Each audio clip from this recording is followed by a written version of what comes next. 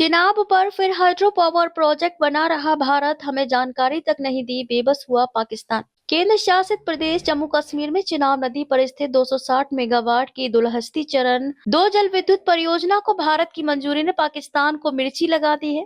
पाकिस्तान इसे सिंधु जल संधि IWT का उल्लंघन बता रहा है, लेकिन मजे की बात यह है कि भारत ने इस दशकों पुरानी संधि को पिछले साल ही निलंबित कर दिया था। इसके बाद से भारत अपनी मर्जी के मुताबिक पाक की ओर जाने वाली नदियों पर परियोजनाओं को मंजूरी दे रहा है। ताजा बयान में पाकिस्तान की बेबसी साफ झलक रही है। पाकिस्तान पहले भी कुछ मौकों पर भारत के सामने नदियों के पानी को लेकर गिड़गिड़ा चुका है। पाकिस्तानी विदेश मंत्रालय के प्रवक्ता ताहिर हुसैन अंद्राबी ने गुरुवार को कहा कि इस परियोजना के बारे में भारत ने कोई पूर्व सूचना या अधिसूचना नहीं थी, जो 1960 की सिंधु जल संधि का स्पष्ट उल्लंघन है।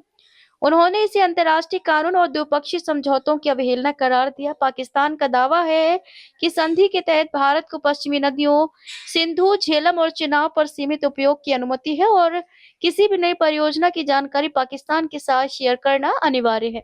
प्रवक्ता ने कहा, हमने मीडिया रिपोर्ट्स देखी हैं कि भारत चिनाब नदी पर दुलहस्ती स्टेज द्वितीय परियोजना बनाने की योजना बना रहा है।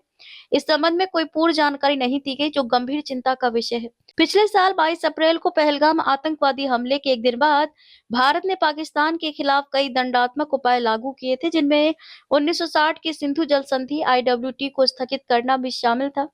विश्व बैंक की मध्यस्थता से गठित IWT 1960 से भारत और पाकिस्तान के बीच सिंधु नदी और उसकी सहायक नदियों के वितरण और उपयोग को नियंत्रित करती आ रही है।